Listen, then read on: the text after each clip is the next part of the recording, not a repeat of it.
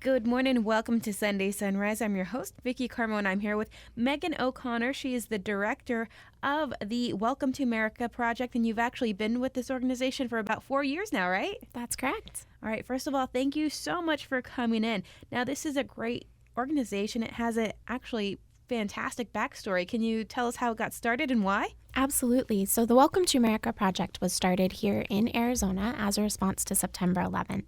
Our founder, Carolyn Manning, lost her brother-in-law, Terrence Manning, in the World Trade Center on September 11th.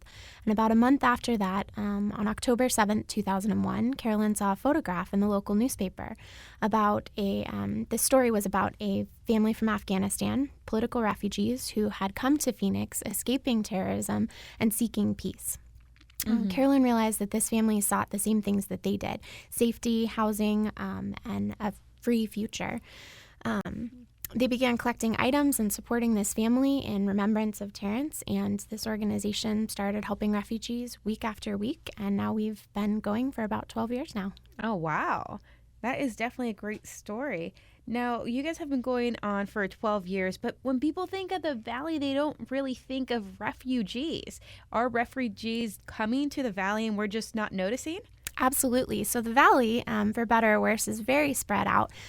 So we've got a lot of refugees actually coming to Phoenix. This year, we're going to be welcoming into Arizona 3,300 individuals. That's 7 to 8 people every day that are arriving at Sky Harbor Airport. So yes, there is a huge population of refugees. We're the 5th largest resettlement site in the U.S. And these folks are coming ready to work with through the State Department program. Oh, wow. That is a lot of people. This is definitely something that I didn't know about. I'm sure there's a lot of people out there that don't know that's happening as well.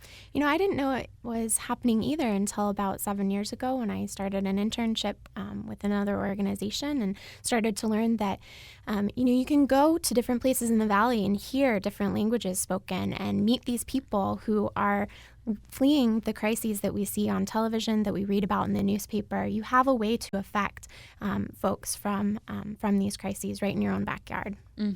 Now, where are these people coming from, these refugees? Right now, the largest populations are coming from Cuba, Somalia, Iraq, Burma, and Bhutan. Oh, wow. That's a big diversity of people, right? It is. It absolutely is. And they have very diverse needs. For instance, a lot of the Iraqis that we're seeing are individuals who have maybe worked as interpreters with U.S. or coalition forces.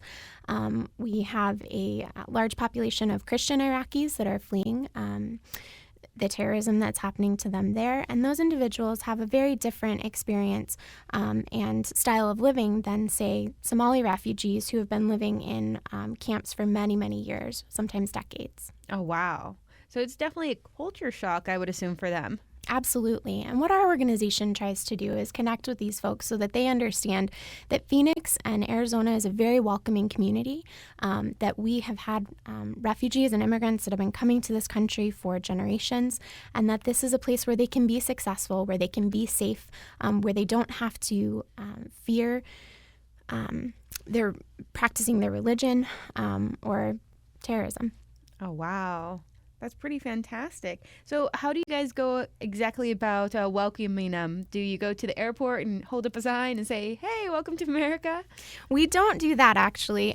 We rely on their case managers to send our organization referrals, and then we go out and see what it is that those refugees actually need. So the Welcome to America project will go out and collect furniture and supplies that refugees need when they're first coming. If you think about what you can carry on your back and what you can carry in a couple of bags, it's not everything that you would need to start a new life. So our organization sends trucks out twice a week to pick up things like beds and sofas, linens, school supplies, toys, televisions, everything that you might have sitting around in your garage that you're not using, that you're taking and maybe sending to a rummage sale. We go out and we collect those items for free. We store them, and then on a weekly basis, we are matching newly arriving refugees and their needs and what they've requested with these items and taking them down. So every Saturday, we take a team of 10 to 15 volunteers, and we go out and we meet with families face to face. We give them the items that they need, we install them, we help them to understand, what is a blender and how do you use this backpack and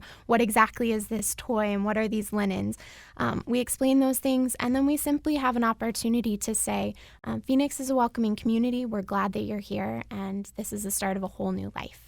So are you multilingual? Do you know all these different languages that's needed to communicate with these families? I certainly do not. And, the populations change so often that I'm not sure that it would be very beneficial for me to learn many of these other languages. But fortunately, many of the families that we've helped over the last 12 years do come back and want to volunteer with us. Oh, wow. So if you come out on a Saturday and you want to volunteer side by side with us, you will be meeting some folks that maybe 4 or 5 years ago were helped by the Welcome to America project. Now they're established, maybe they're homeowners, they've got jobs, they're part of the community, and they just want to give back just like you and I.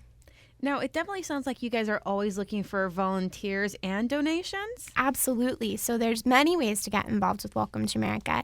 If you go out to your garage right now and you see you've got a sofa, a television, a dresser, something that's sitting in your garage that you don't need and you don't want anymore, please give us a call. We pick up for free twice a week. We'll come out to your area of the valley and pick those items up. And the great thing about our organization is that we don't sell items. We don't resell. So if that's something that was precious to you, you can know that that item is going to go directly into the hands of somebody who needs it. Mm-hmm. The other way is through volunteering. We have volunteer opportunities on Tuesdays, Fridays, and Saturdays. And this is a chance for you to come out and give your time. And what's really unique about the Welcome to America project is that you get a face-to-face interaction with those folks that you're going to be helping. So our mission is really twofold. It's to provide basic necessities for refugees when they first get here, but the other part of it is really to educate and offer opportunities to Americans to understand a little bit more about the crises that are going on overseas and who these immigrants are that are coming into our country. Mm-hmm. Now, are there any requirements about volunteering, age restrictions or anything?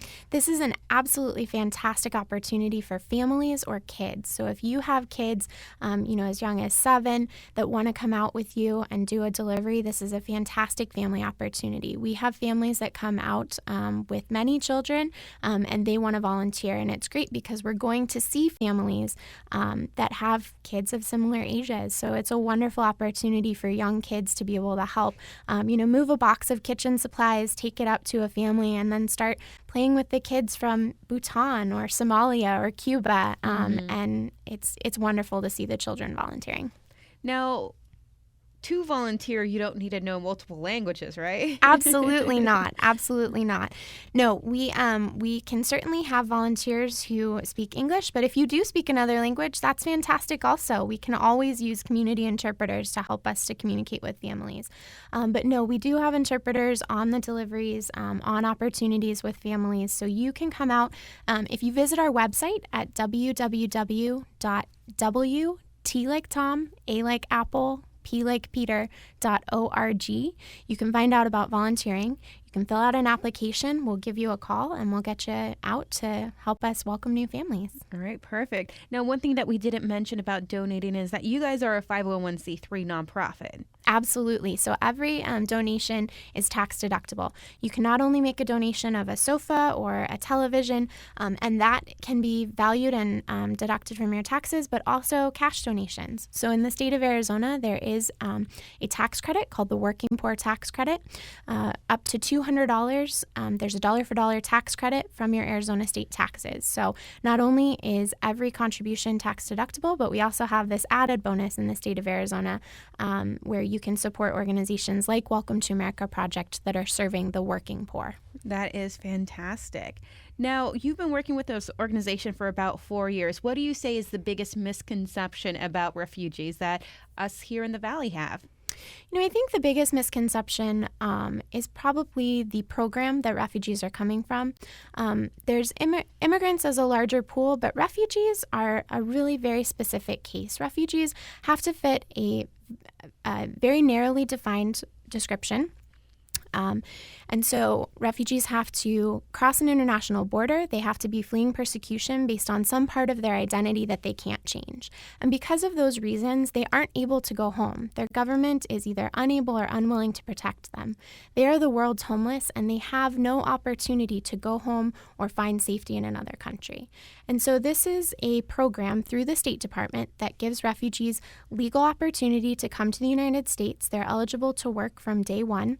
And it's been a program that's been supported through multiple administrations. It's really not a partisan issue. It's been supported for the last 30 years, and even before that, starting with individuals who were fleeing Europe during World War II. So the biggest misconception is just what the program is as a whole and who the individuals are that we're serving.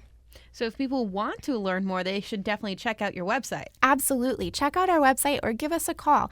If you have questions about volunteering or you'd like to donate items but you're just not sure whether it's really appropriate or not, give us a call. You'll either reach myself or Ophelia, and we're happy to answer your questions and get you involved. So the website is WTAP.org. Can you give the number out? Yes, it's 602-490-0088. And again, our website is WTAP.org. That stands for Welcome to America Project.org. And the number is 602-490-0088.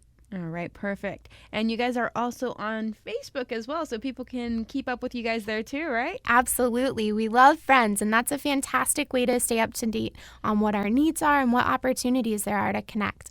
I'll just make one last appeal. During the summer, we have a really hard time getting volunteers out. So if you're looking for something to do or a way to get your kids off the couch and outside during the summer, this is a great organization. All right, perfect. Megan, I want to thank you so much for coming in and telling us all about the Welcome to America project. Have we missed anything that you would like to add? I just want to thank the community for all the support. If you're listening to this and you have donated a sofa or you have volunteered with our organization, I'd love to say thank you. Phoenix has been an absolutely wonderful community for us to be working in, and has been fantastic for resettlement. So thanks to everyone who's already involved.